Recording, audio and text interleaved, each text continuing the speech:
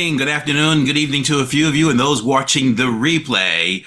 Today is February 15th. Welcome to the community briefing. My name is Gregory Sneed, and we are glad you are here. We have three special guests here talking about food safety, nutrition, and food sciences. So that will be a fabulous bit of information because that is something that we deal with every day. Every day we should be eating unless you go on some type of fast. But even then you return to eating, and food consumption is safer here because of the individuals that will be joining us and also teaching us to be better nutritionally. So that not only are we just eating, but we're eating things that are good for us, good for the mind, body, and the soul. So again, my name is Gregory Sneed, and thank you so much for joining us. It's now my pleasure to bring to the virtual stage the Queen. No, I'm sorry. The African-American Queen. Black History Month. African-American Queen of our community briefing, Miss Crystal Mitchell.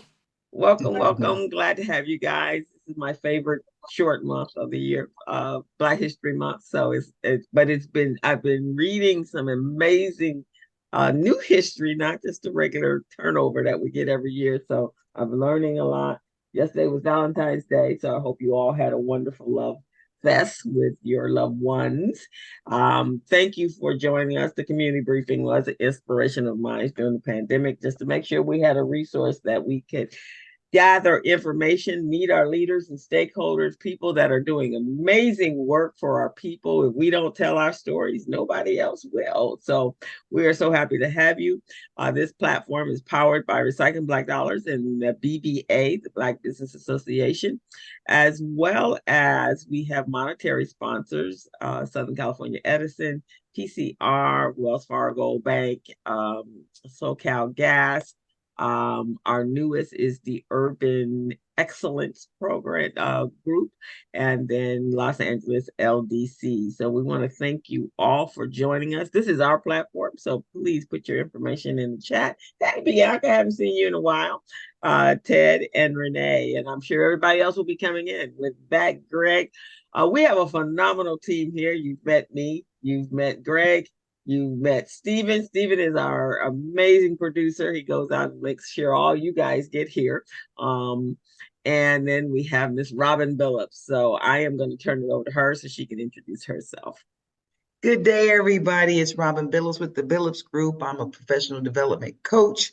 I'm focused on assessing and developing a strategic plan to achieve your stated goals. I've honed 40 years worth of experience. Working experience with entities and entrepreneurs in the supply chain, compliance, and basically helping folks to get in where they fit in and strategically work in their business and not work on their business, not just in their business. So glad to be here. We are in the voting season. That's my platform. If we vote, we have a voice. If we don't vote, somebody else takes our voice. So again, everybody bring somebody to the poll. Don't just go get registered, but bring someone to the poll. I'm going to kick it back over to Greg. All right. Thank you, Robin and Crystal and Stephen. We are the team here at Community Briefing, and we've been doing this now. It'd be close to 4 years soon. I forget what the anniversary is, but it's coming up soon on 4 years, bringing great information to you guys live and in color.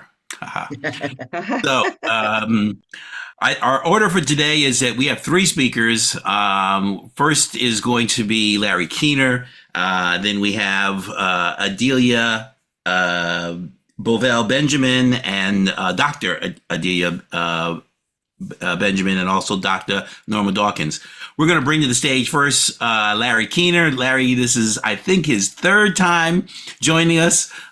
He is a good fella, and he's a fellow with the IFT, the Institute of Food Technologists.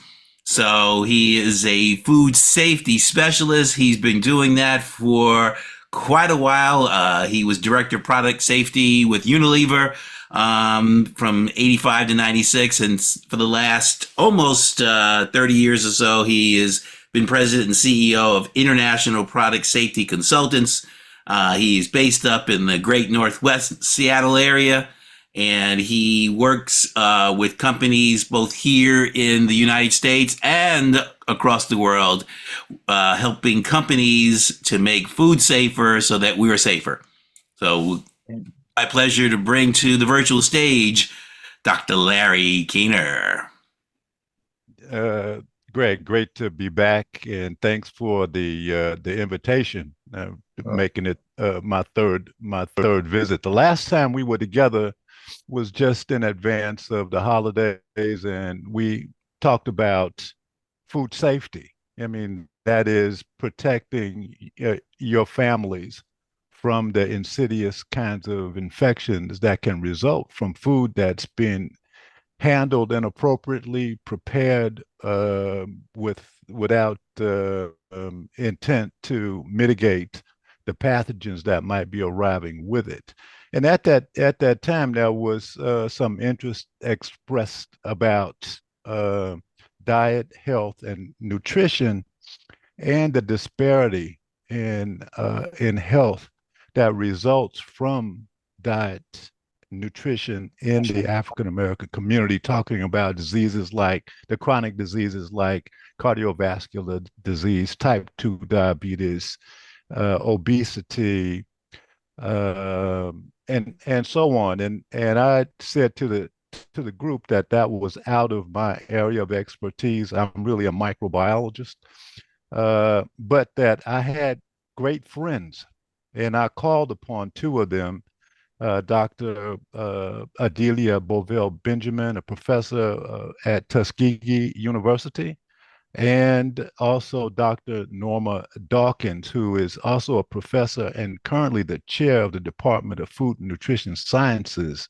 at Tuskegee University. And how better to celebrate African American History Month than to celebrate Tuskegee University, that was founded by Booker T. Washington and made famous by George Washington Carver. And it's great that Dr. Benjamin and Dr. Dawkins continue that brilliant work that was set in motion by Dr. Carver so many years ago.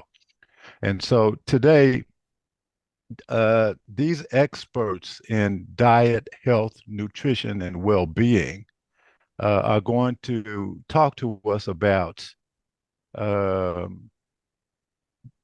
diet and dietary challenges and nutrition as they impact the health and well-being of the African American community.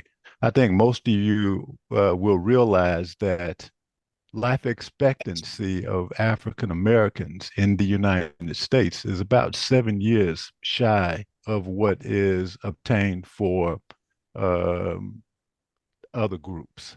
7 years.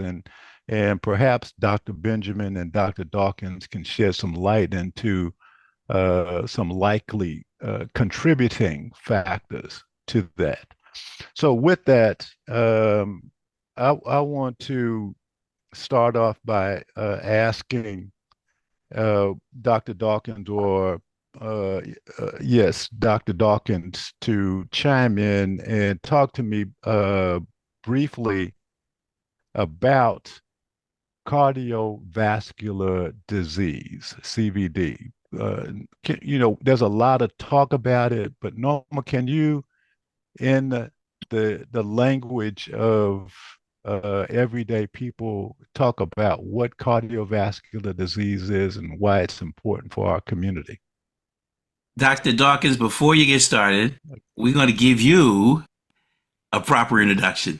Thank you. Full introduction. Okay. So Dr. Norma Dawkins has a Ph.D. in food sciences. She's professor and chair at the Department of Food and Nutritional Sciences at Tuskegee. She has her Ph.D. in food science and nutrition. She got her master's and bachelor's, that was from Wayne State University, and then she has her master's and bachelor's from Tuskegee University. and she has been there in the program since 2004. So that means you are either at or coming up on your 20-year anniversary. Yeah. She's also done work with Slim Fast, Southern University, and she is part of the I keep saying International Institute of Food Technologists. She's had a lot of background with food and nutrition safety, so please join all of us in welcoming Dr. Norma Dawkins. Thank you for that kind introduction, and thank you, Larry, for inviting me to be a part of this forum. It's my pleasure. And as you said, I'll talk to the group a little about cardiovascular disease. And you may or may not know that cardiovascular disease is a general term that is used to describe conditions that affect the heart as well as blood vessels. Also, you may also know, or so I'm reminding those who already know and informing those who may not know, that it is also the #1 killer in the United States and the world. In 2020, it actually accounts for about almost 1 million deaths. And what the American Heart Association has mentioned is that every 40 seconds, someone will experience a heart attack. So how does that affect us as African American and minority individuals? We are at greater risk. And about 30% of African American or non-Hispanic Blacks are at greater risk to die from cardiovascular disease. Now, why is it important to us? Because many of the chronic diseases that contribute to cardiovascular disease is very high in the African American or the non-Hispanic Black population. And the reason for that is that we tend to have high incidence of diabetes, obesity, or we are also tend to have higher levels of cholesterol and low density lipoprotein, which contributes to heart cardiovascular disease. When we think of cardiovascular disease, as I said, it's a general term that involves a number of conditions to include things like arteriosclerosis, heart disease, which the most common one in the United States that takes a lot of life annually is the coronary heart disease. We also have stroke. And when we look at the southern states of the United States, there's a section there that is referred to as the stroke belt, which includes Alabama, where we are located. We also have other problems with cardiovascular disease, such as congestive heart failure, angina pectoris, arrhythmias, as well as hypertension. Now, what I would like to share with the group is I will focus more on hypertension as one of those conditions that affect the heart and blood vessels. When we look at hypertension, it's often referred to as the silent killer. Why is that? High blood pressure, you mean, Dr. Dawkins? Yes, high blood pressure. Yes. All right. Yes. All right. Yes, thank you. It's referred to as a silent killer. Why is that? Because oftentimes many individuals have high blood pressure and they are not aware that they have high blood pressure. So why am I choosing to talk about high blood pressure? Because it affects over 48%, almost 50% of Americans. You're looking at 119.9 million individuals who are affected.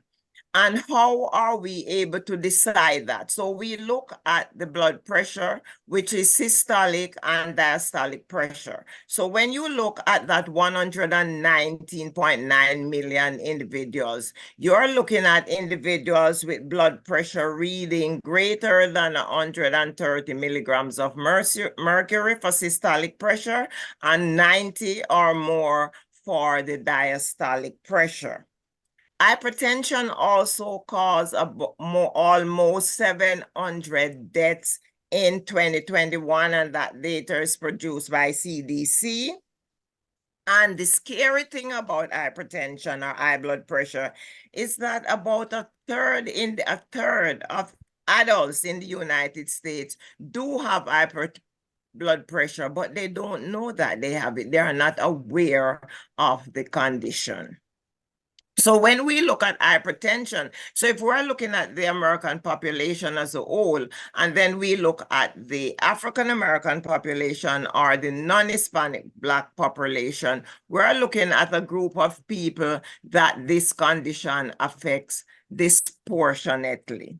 So when we look at the data, and that's what is scary about cardiovascular disease and hypertension as it affects us. When you look at the data, 56% of African Americans or non-Hispanic Blacks do have that condition.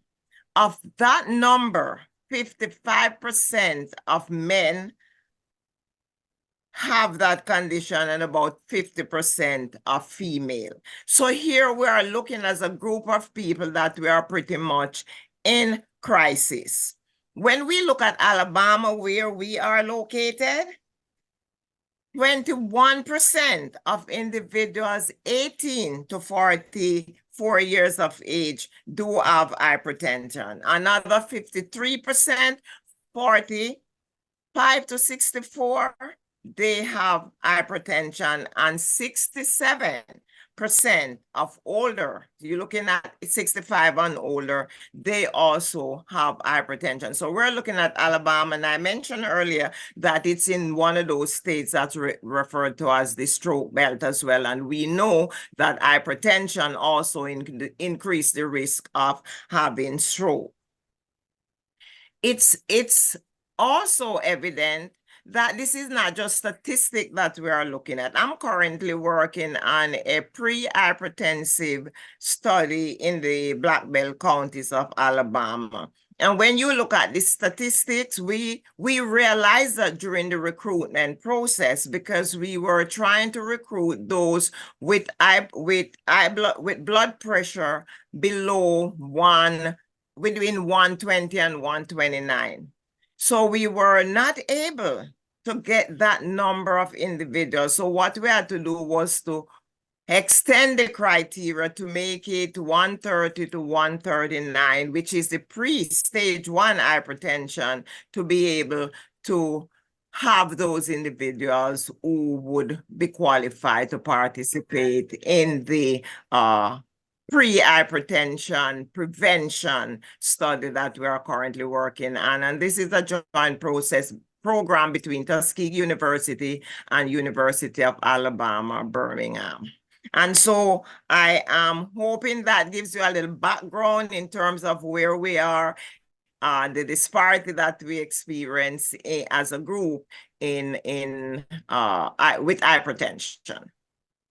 So just to put a little bit of a connection between cholesterol and high blood pressure. So the mechanism that's at work there is the precipitation of the cholesterol onto the veins and the arteries, causing narrowing and thus giving rise to increased blood pressure. Narrowing, yes, damage to the heart, to the arteries. And so when you have the plaque built up, it narrows the heart. And so it's more difficult to get blood going through those clogged arteries.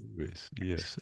And so then diet plays an important part in this, what foods that contribute mightily to the increase in both high density lipoproteins and low density hypoproteins. Is that correct? So what we want to pay attention to as it relates to food and contribution to high cholesterol. So we're looking at foods that are high in fat and especially saturated fats. We are also looking at highly processed food. So we're looking at simple carbohydrates. So we would encourage that individuals increase their intake of complex carbohydrate, which consists a high amount of fiber. So what we're looking at is like peas and beans, legumes, fruits and vegetables, and whole grains. So those contains high amount of fiber, which help with lowering cholesterol. We want to decrease our intake, as I said, of highly processed foods, which are usually high in saturated fat, and also salt, sodium, which contributes to hypertension. So the key thing there, Larry, if I'm answering your question correctly, is to stay away from those highly processed foods, foods that are high in saturated fats, and increase your intake of complex carbohydrates, fruits and vegetables, and those that are low in saturated fat. Fantastic, fantastic. And so thanks for that, getting us started on the challenges that we're facing and giving us a picture of health across our community with respect to cardiovascular disease and hypertension. And with that, I want to kind of transition into a little bit of talk about longevity and that question about why African Americans live 7 years shorter than our counterparts in the white community. And with that, Greg, I'd like you to introduce Dr. Adelia Bovell Benjamin. Fabulous, fabulous. Thank you. Thank you, Dr. Keener. So our next speaker and guest is Adelia Bovell Benjamin. She also has her Ph.D. in nutritional food sciences. She's a professor in food nutritional sciences at Tuskegee as well. And she has worked internationally and nationally, both in the West Indies and in Trinidad, and a public health nutritionist. She has been a member of the IFT member and a student, a professional since 1994. And she's been actively involved in the Southeast section of 2000, serving on the board of directors twice. That's 3 times, don't you know?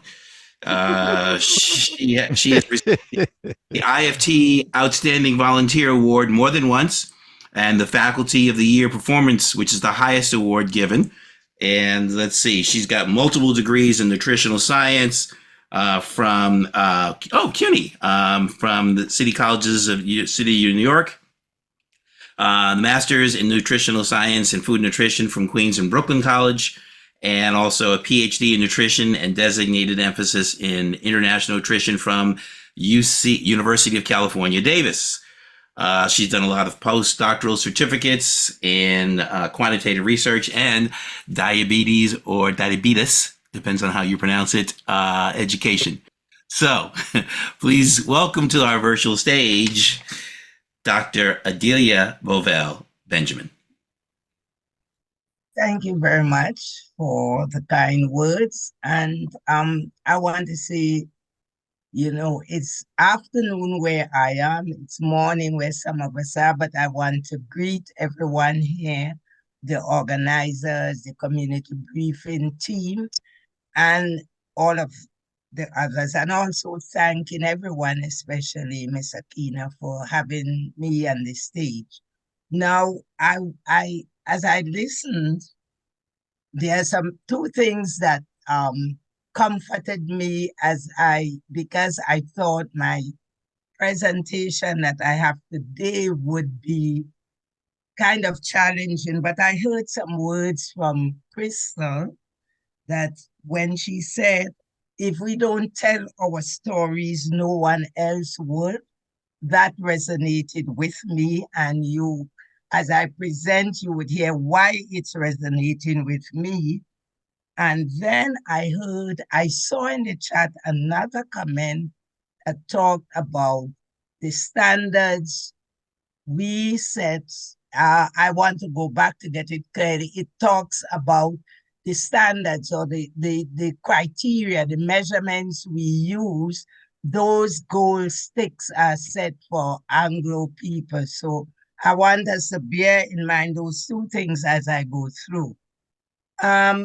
Mr. Keener asked about that and longevity. And very quickly, We know, some of us may know, and some may not, that genetics, environmental, and lifestyle factors primarily determine the lifespan of all human beings, whether we are African Americans, whether we are Anglos, whatever we are.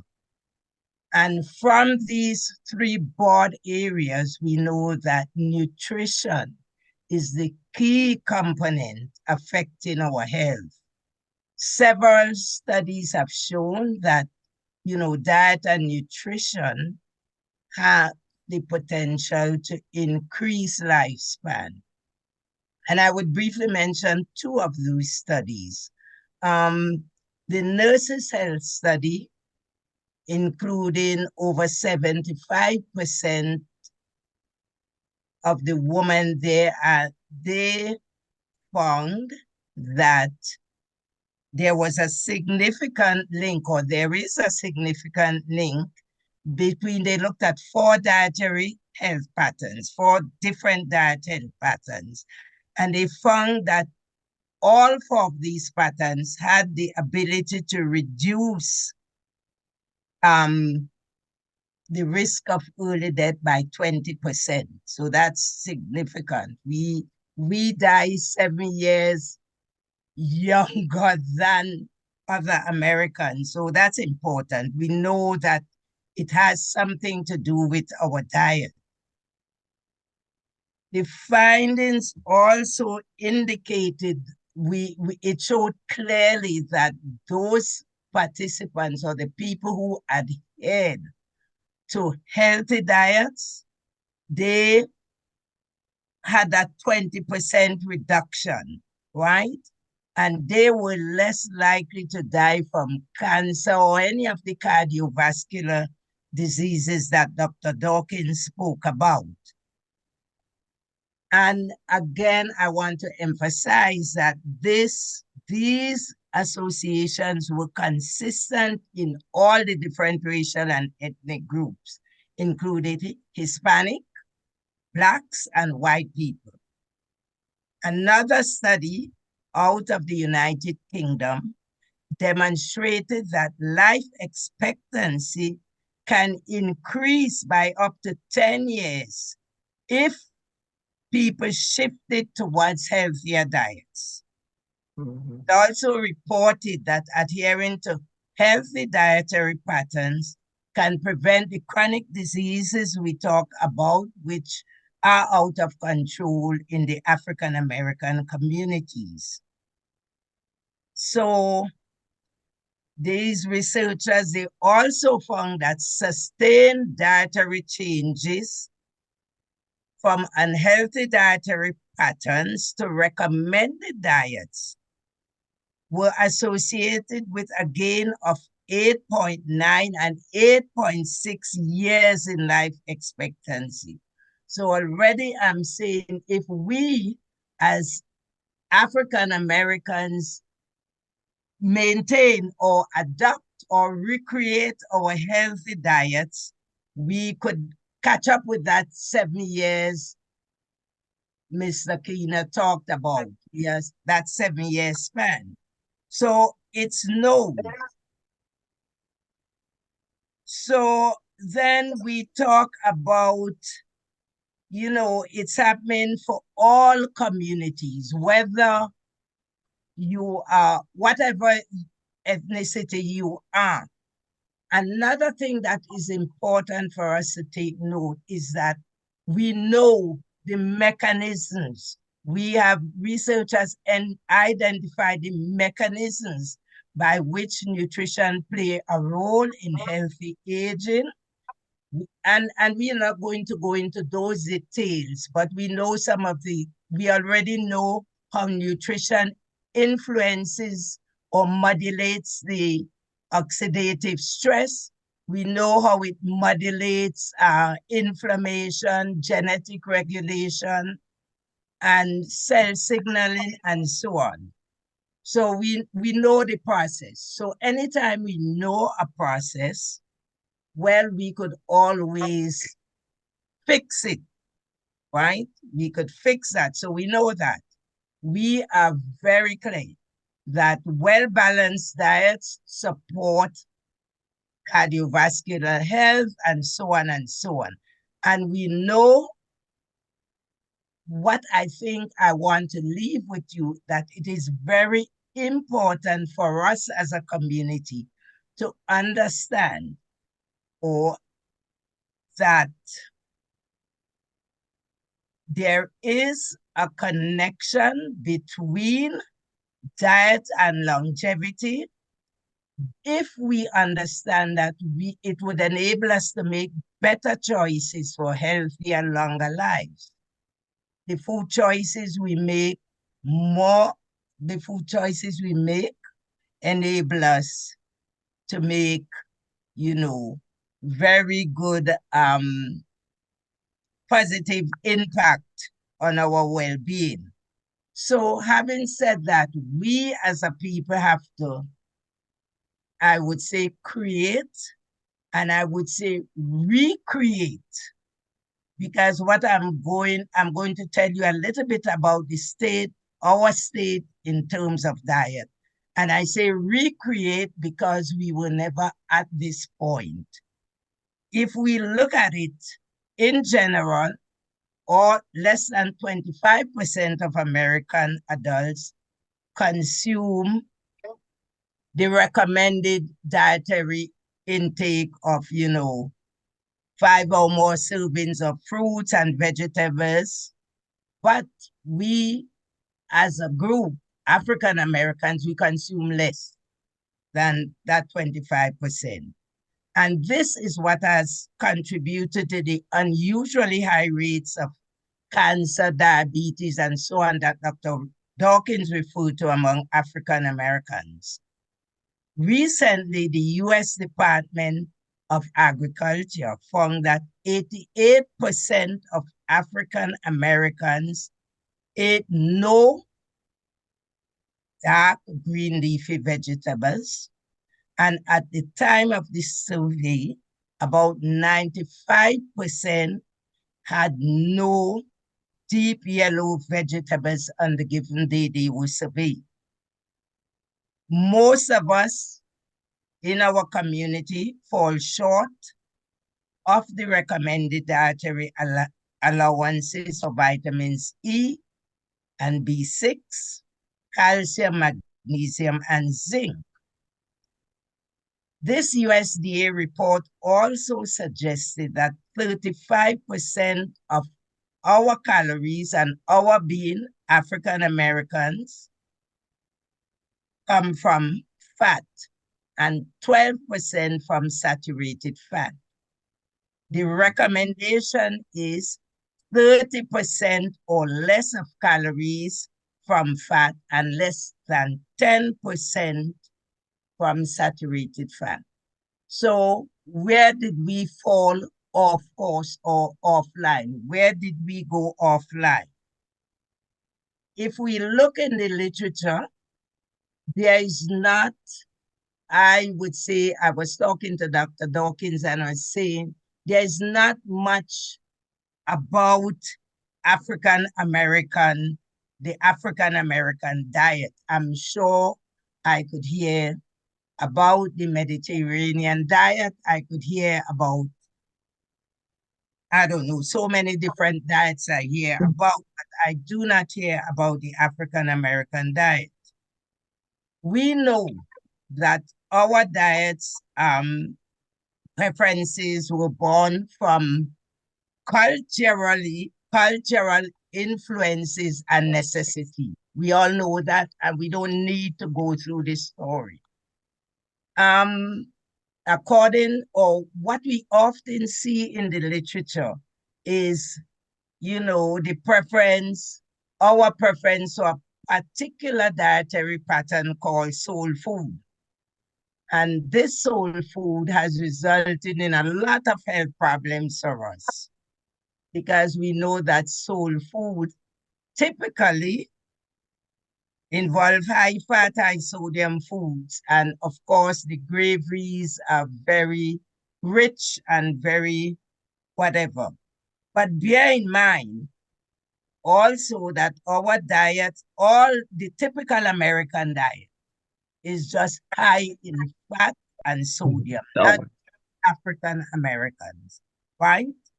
And the diets here in America are centered around meat and not vegetables.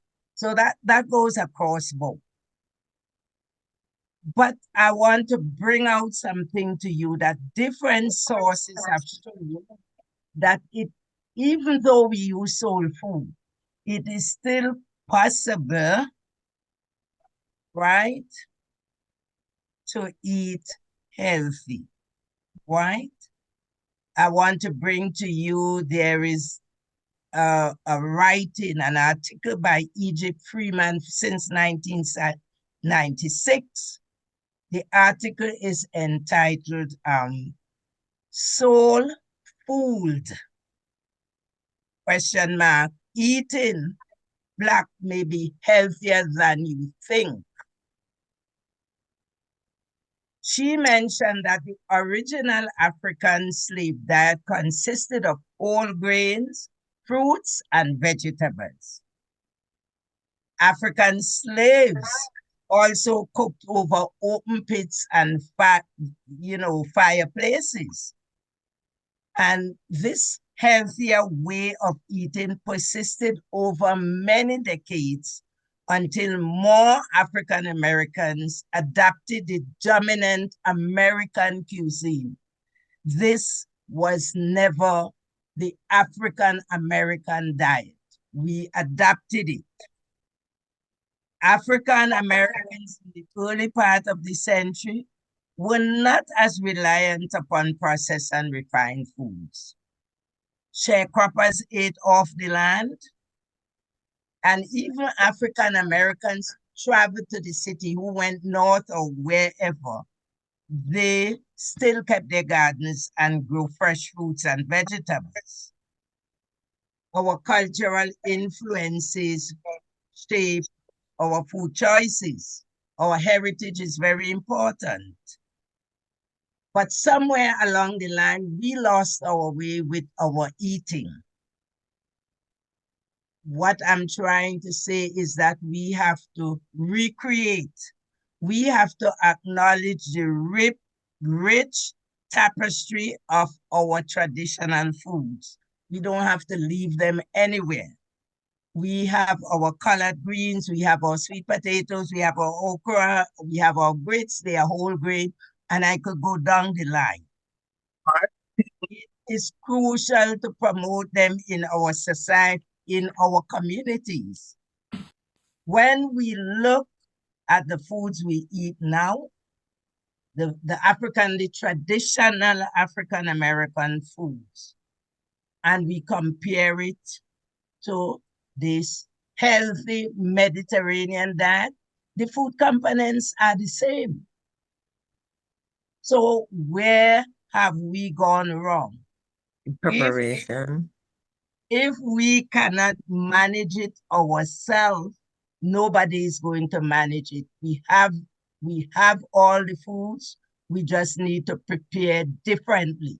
We need to recreate how our ancestors prepared, not somewhere along the line that high frying and all that came in. It was never there if we look at it historically. So my thing to you is, yes, we are eating unhealthy. Yes, we can retain the foods we eat. They are nutrient-rich foods. We just have to look towards preparing our foods different.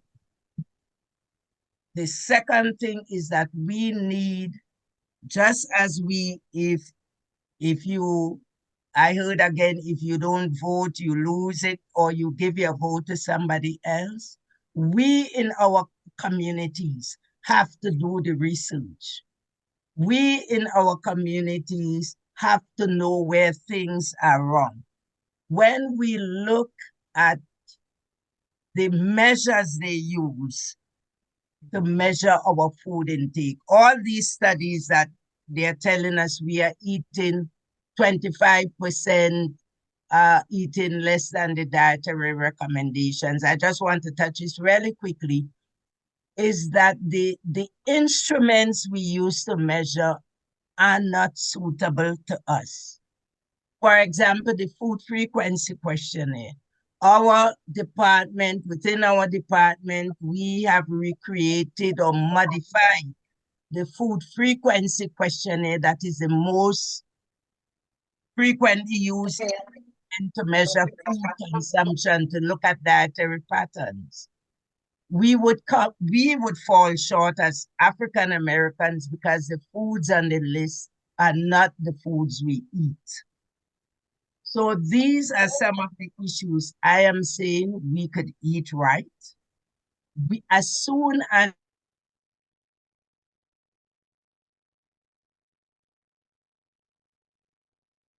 we eat a lot of vegetables. Who goes around not eating vegetables? I go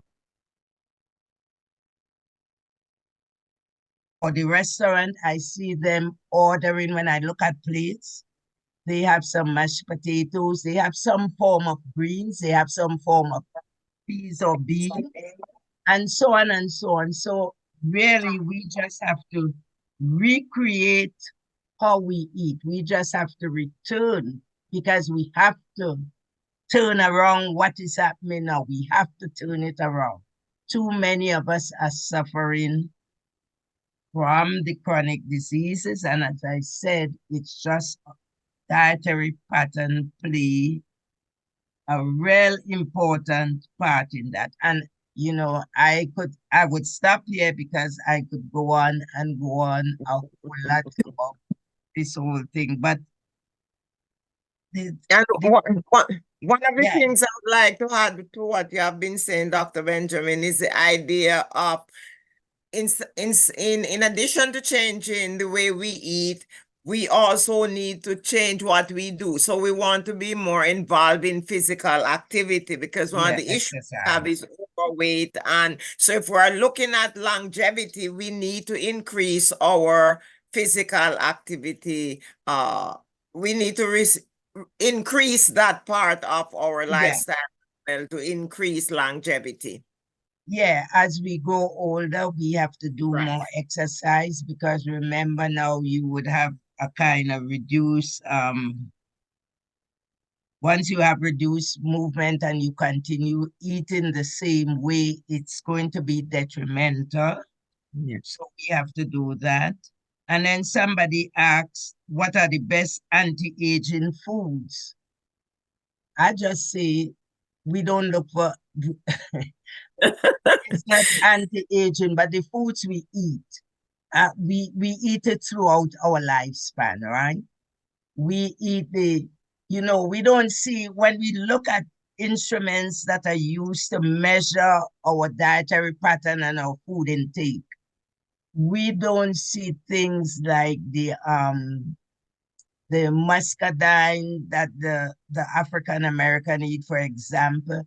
And then we have to remember that there's great diversity in the African American population.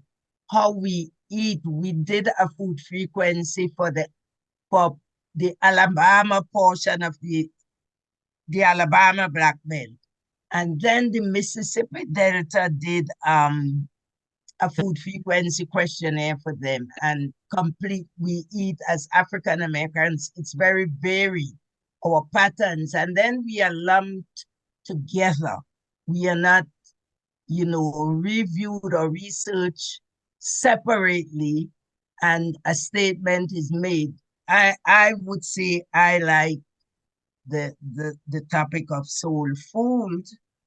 Eating black may be healthier than you think if we could just change our food preparation methods, if we could exercise, if we could recreate what our ancestors left us with, we could really do better. And maybe if anybody has questions, I know go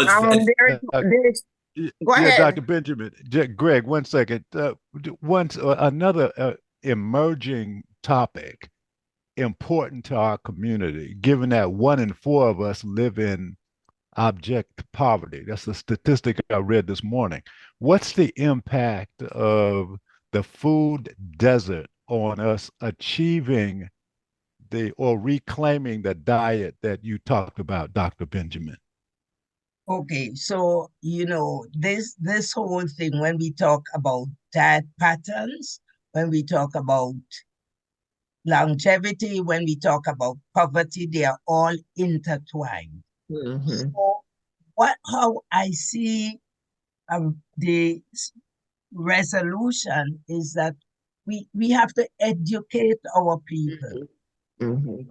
We have to educate people who are in abject poverty when they go to the supermarket, for example. What they pick up. They just select the fill-in foods. Yeah. Right? The I was foods going that are there. going to fill them up. Right? So we have to educate them as to what are the choices they should make. We have very little money. This is what you should get. And again, remember that the influence of the wider Population. the population is going to impact a whole lot. So they think they have to have sodas, for example. They may fill the cart of sodas. If we look at the cart, when I'm in the supermarket and I see my people, sometimes I take photographs and we see that. But I believe if we reach out to them, like what you're doing here, the community briefing, we explain to them, we show them how to make the best. But yes, that is intertwined, and that's how I think we could resolve that. It's just some education. Yes, and just to add to what Dr. Benjamin has just said, we think that eating healthy, you have to be rich. That's another myth and a misinformation. Because as she said, you have limited funds. So what do you purchase? Those things that are filling. So you buy your peas, your beans, your cabbage, your greens, your rice. So you're not really eating, if you make those selection, you are actually eating healthy. So it's a myth, I think, that we need to correct as well through education, that to eat healthy, you have to be rich. That's not true. Because if you if you make the right food choices, you can actually eat healthy with your limited funds. So that's something we also have to change through education. What are the choices they make when they go to the grocery stores? So I And think you we can better throw a get back to pot in your Greg. backyard Yeah. with some greens and some okra and some peas, because I have a full-on backyard full of Right. all of those Yeah. vegetables in my yard. You just need a container and some soil. Just throw it in there. It will grow. You can cut off on it. Right now, I got a whole backyard full of kale.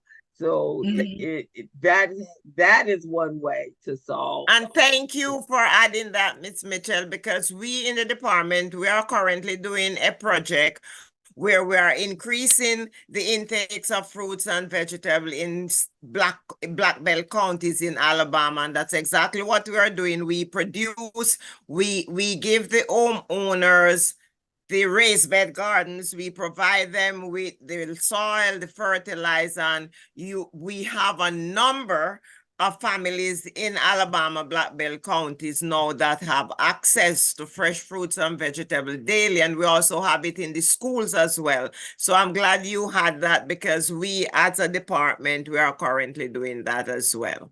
And so we are in several of the Black Belt counties. We have impact almost 300 families already in terms of that project that we are currently doing, both in schools and the individual level. So I'm glad you had that, because we're also doing that as a part of the effort in the Department of Food and Nutritional Sciences. That's awesome. My grandmother grew up in Florence, Alabama, and she died at 103 years old. And she was pretty much a vegetarian. But she grew her fruits and vegetables when she was in Alabama. And when she was 70 years old, when we took her to the doctor's like, where's her high blood pressure? Where's her diabetes? Why don't she have any chronic illnesses? Because she had been eating foods that she had grown all her life. and not the stuff that she was buying. Greg, you want to, I think Richard has a question. Yeah. Well, there were a bunch of questions, but Oh, okay. trying to get the questions in the chat. Okay. So one of the things had asked about some healthy foods, and we talked about vegetables or vegetables, sorry, and having greens, but then loading them up with salt pork. Or I see people having greens, but then sprinkling salt on it on top of the salt part, and then adding hot sauce, which also has a high amount of sodium in it as well. Yams, I love yams, and my family we just bake them, Right. in the oven, and maybe drizzle a little bit of honey on it. But a lot of times when I go someplace and they have yams, it's candy. It's almost like it's like a dessert. It's really not. It's not a vegetable. Right. And that's the food preparation methods we are talking about. We have to change. We really have to get our people, our communities to understand that we have a bunch of greens. I think we have done a lot of dietary pattern studies. We have them in the literature, and that's the thing. It's not that they are not eating the fiber-rich foods, the vegetables, the fruits, but the problem is how they prepare, just as Greg mentioned. That is the problem. That's where we have to educate them to recreate the way their ancestors think. And I just wanted to comment that I think, and I'm not sure whether I am expressing this properly, but I think the traditional diet, the younger people tend to veer away from it because because the way the diet is presented in our society as soul food and unhealthy, it brings a kind of stigma to the younger people who tend to shy away from it. But the food components are good. They are nutrient rich. We have all the foods we need for healthy. I think our focus should be on food preparation methods. When I see people adding sugar to watermelon, I mean, I don't understand. I'm like, what? So we really have to, that's all we have to do, and just recreate, and we would be okay. Someone had asked about goat meat in the chat, so I'm going to respond to that one. So the And goat there's a meat, hand up. so the goat meat in general, for the question in the chat, the goat meat in general is lower in fat. The fat is also located centrally, so you can remove it in terms of where it's located, more so in the abdomen area. So your goat meat is much more lean than compared to pork. It also, when we did the chemical analysis, it also has a higher amount of unsaturated fat compared to saturated fat. I hope that answered the question. It does, because I love me some curry goat. So that's good. There's a hand up. Huh? Richard. Richard, I think. Has his hand up for the longest one. Okay. Thank you, each of you. We really appreciate the information. My question is this, because I'm a 20-year cancer survivor, so I recognize the importance of nutrition. But as you're probably well aware, in medical schools, primarily the mainstream medical schools, very, very little is taught about nutrition, diet, and especially any type of supplementation. Now, have you all addressed, or have you gone to our Black medical schools about possibly increasing the amount of information that is shared? Because those are generally private schools, and through that vein, we could possibly address these situations to a larger degree. if we were to work with some of our Black medical schools like Meharry and I know Tuskegee has a vet school, but Charles Drew and Morehouse and I believe Xavier. But go ahead.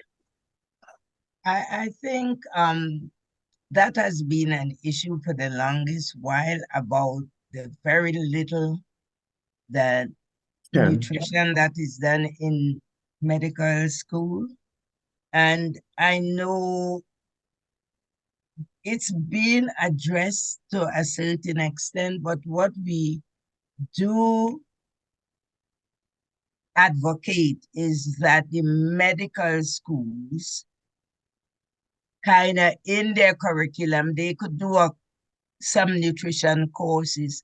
But what we do advocate is that the medical doctors refer their clients, their patients to a nutritionist or dietitian.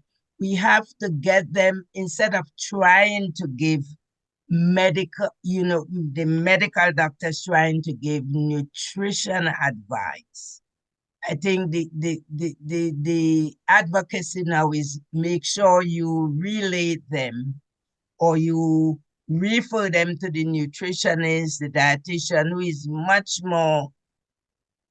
the expert on that, because they would take a few nutrition courses and give me some of them turning around a little bit, but it's getting better.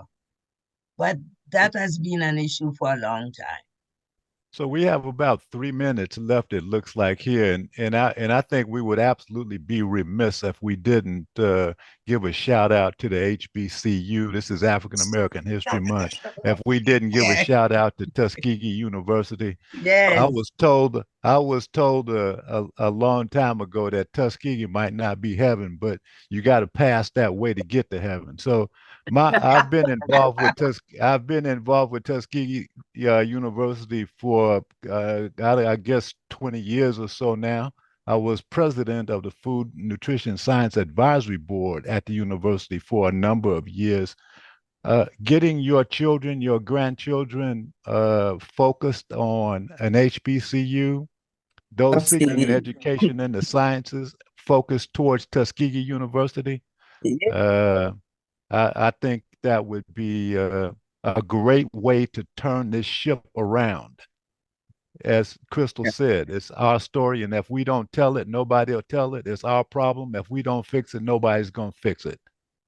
And I implore you to be, given the problems we have, given that our MDs are not nutrition poor, I would encourage you to encourage your friends, your grandparents, your grandchildren, everybody to make sure when they arrive at Tuskegee, they come to the Department of Food and Nutritional Sciences, because we are the ones who are going to help turn around this problem that we are having. Yes. Another quick question. Has there been any study on the impact of high fructose corn sweetener in comparison to sugar? I've seen some studies on that and how that can be far more damaging than just regular cane sugar or other sweeteners, natural sweeteners. Whole Right. books So, written on so the yes, subject. we have done.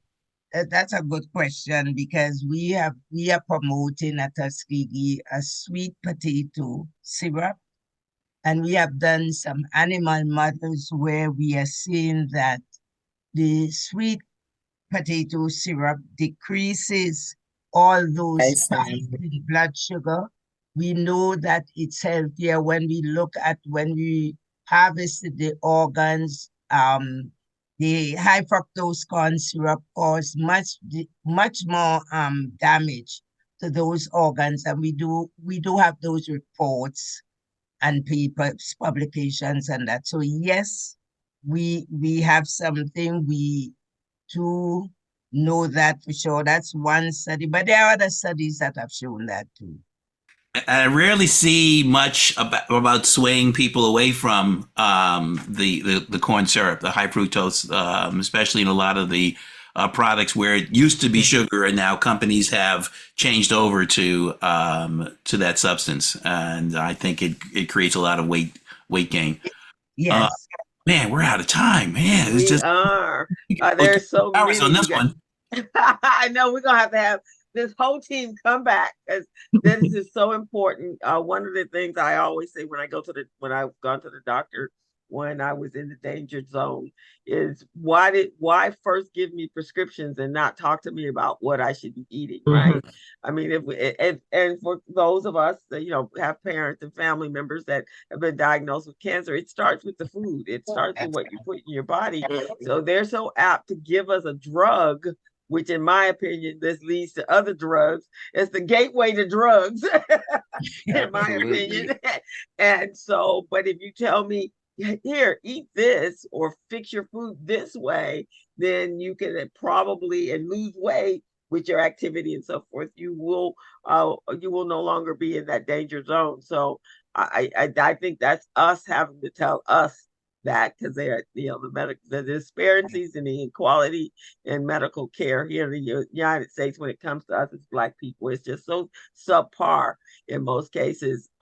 You got to really push to get great quality health care, and so that's very important. Robin, let me just quickly, just quickly, what I wanted to say is, when I get on my soapbox about this, the medical disparity has been there, but we go back to the voting and active engagement. What we have through here is 3 exceptional professionals who've given us some excellent information. But if we don't support what they're doing, if we don't change the way we operate, we're gonna have the same conversation every time they come back, And so I think that, when we talk about, yeah, there are food deserts, but what I do know is this: I've been going to the WIC store, because the WIC store got all kinds of good fruits and vegetables in there at a price point that people can afford. And most community development organizations and churches are now hosting farmers markets. So, if we don't voice this stuff and act, I'm just preaching to the choir here, but I'm just saying that we tend to talk about what the problem is. These guys have given us all kinds of solutions. So the question becomes, what are we going to do about it? Like the Black Eagle says, what you going to do about it? What you going to do about it? Thank you I go to the supermarket. I go to supermarket, so the same amount of vegetables and fruits are available, in that market. But I'd see other people at checkout stand, and they have very little produce, very little vegetables.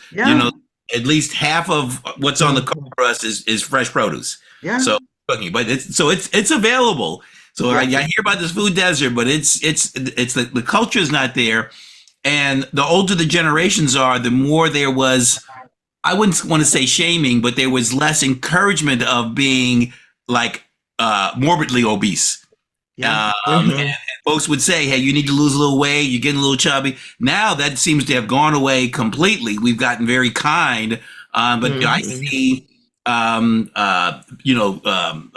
grade school students, not even the middle school yet, middle school students that are tremendously overweight. And so when you start that way, it becomes a challenge down the road to try to turn that around. So exactly.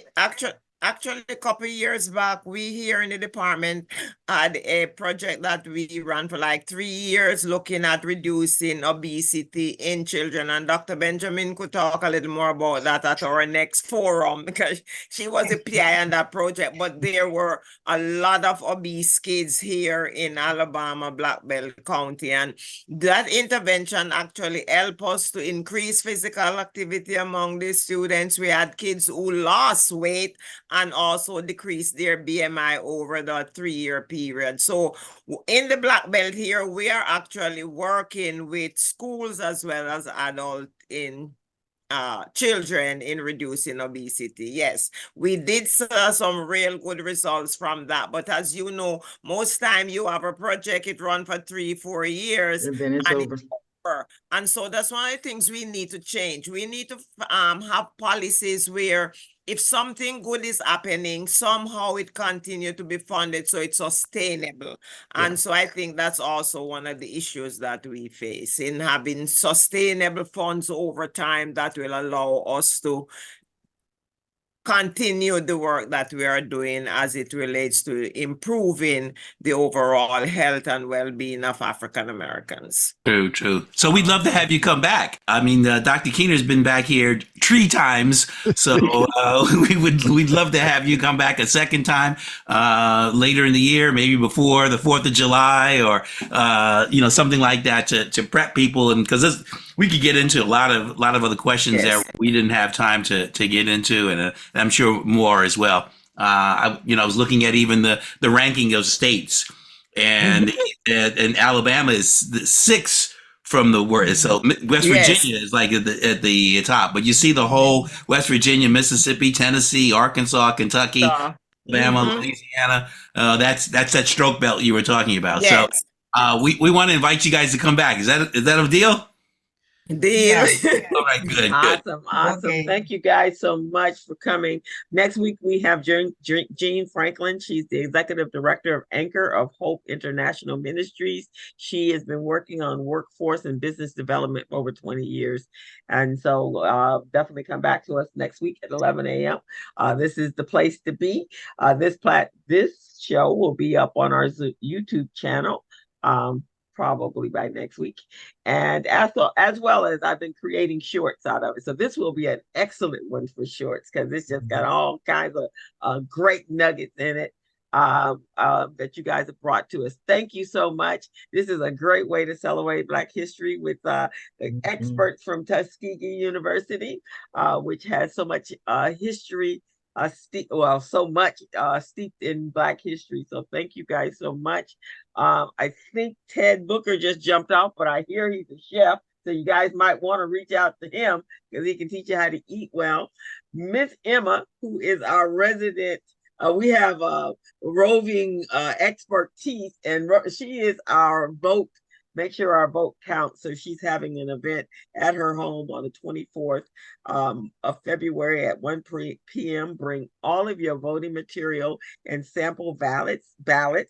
Food and drink will be available, but you must RSVP. So in the chat, you will find the flyer so you can RSVP. I've already RSVP'd for myself and my sister and another friend who was calling me about judges. And I was like, well, you need to go there so you'll know all you need to know. So our vote counts, guys, is heating up. As you can see every day on the news, all kinds of crazy shenanigans going on. I believe the trial in Georgia is happening right now, which is like a circus show. All kinds of stuff is happening. Our vote is important. This is probably in our lifetime one of the most important voting elections that we need to vote in. This is the democracy of the country, but I think the freedom of us as people. So we need to make sure this is not, we don't sleep this. I hear so many people going, I'm not voting for anybody. Oh, but you are if you don't. Right. So we want to make sure that your vote is going. And as I heard a guy yesterday, he said, Biden could be dead and I'm voting for him. He could be on his knees crawling up to the podium to talk. I'm voting for Biden. I don't care how old he is, and I don't care if he forgets a word or two. That's who I'm voting for. All righty, guys. It's been fantastic. Thank you, everyone. Thank you, guys. Thank you for having us. Thank you so much for having us. Thank you. Thanks, Adelia and Norma. Appreciate it. Thank you. Thank you, Larry. You want to shut down the? Thank you all. Yeah.